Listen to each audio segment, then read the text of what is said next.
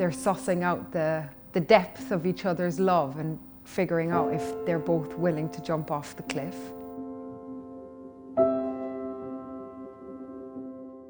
Romeo and Juliet was due to be performed in the Olivier Theatre in summer 2020. The sets were underway and we were ready to go.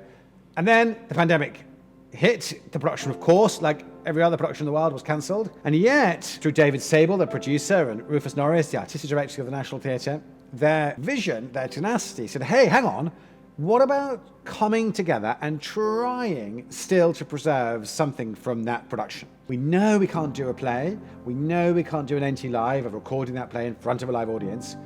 What about trying to make a film of the play? Instead of just saying, that's not possible, they said, well, what is possible? And came up with this beautiful hybrid idea of allowing an abandoned theatre, which is full of memories and past performances, how that theatre can actually become a character who makes the story come to life in this group of actors. So it's almost like the building is allowing the story to be told.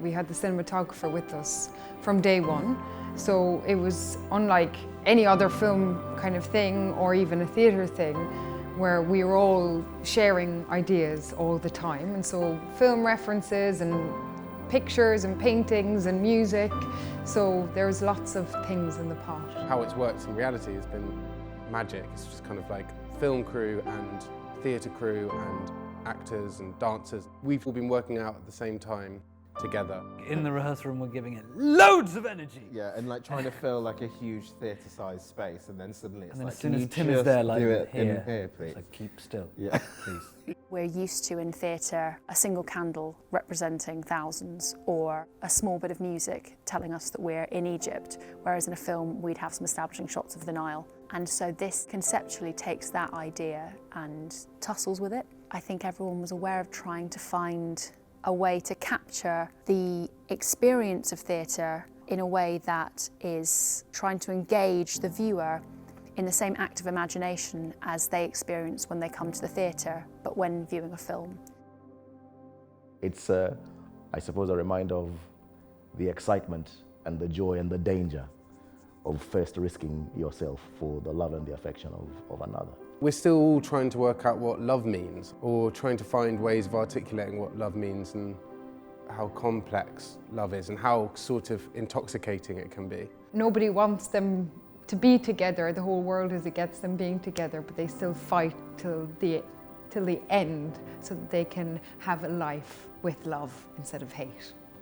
Theatres are all about community, of course. They're all about gatherings. They're all about the one thing that we can't do right now, which is to be together in a group.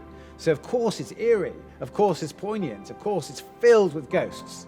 And yet, like any sacred space, it's also filled with promise.